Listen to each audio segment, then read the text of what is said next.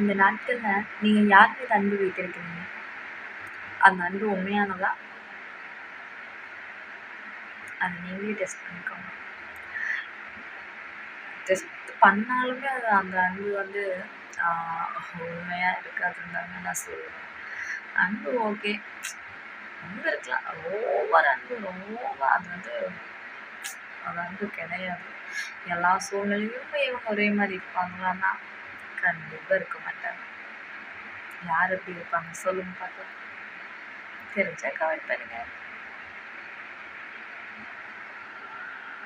நானே சொல்லிடுறேன்ப்பா. ஏசப்பா தான். ஏசப்பா தான் இருப்பார்.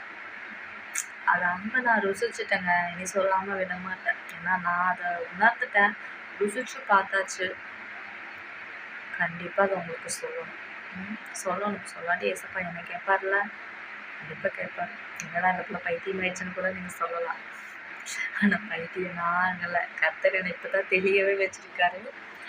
ஆண்டவர் நல்ல ஞானத்தை கொடுக்கணும். இந்த ஜனங்களுக்கு எனக்கும் எல்லாம் ஞானத்தை கொடுக்கணும். கர்த்தருக்குள்ள சந்தோஷமா எப்பொழுது இருங்க. கர்த்தருக்குள் எப்பொழுதும் சந்தோஷமா இருங்க. அதுதான் நம்மளுடைய பலனே இல்லைங்களா? கர்த்தருக்குள்ள நம்ம எப்பொழுதும் சந்தோஷமா இருக்கணும்.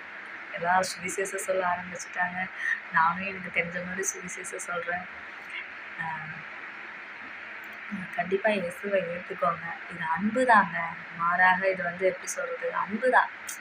இது வந்து மனமாற்றம் அதெல்லாம் ஒன்றும் கிடையாது. அன்பு. அந்த அன்பை ருசிச்சு பார்க்க சொல்றேன். அதுதான் உங்களை மாற்றும். பரிசுத்தமாக்குறது அந்த ஒரு அன்பு மட்டும்தான். என்ன மாற்றினது என்னோட ஏசப்பா மட்டும்தாங்க. என்னோட வீடியோ பழைய வீடியோலாம் நீங்கள் கண்டிப்பாக பாருங்கள். போய் பார்த்தீங்கன்னா உங்களுக்கு புரியும்.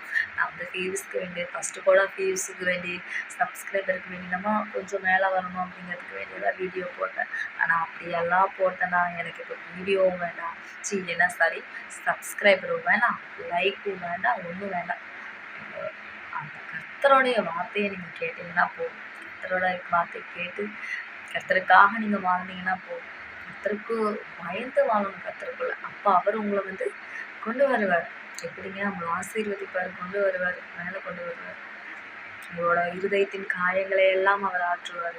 அவர் எல்லாவற்றையும் செய்கிறதான தேவன். எல்லாவற்றையும் செய்ய அவருக்கு வல்லமை இருக்கு. நீங்கள் அதை விசுவாசிச்சிங்கன்னா போதும். விசுவாசிக்கிறவன் விசுவாசிக்கிறவனுக்கு எல்லாம்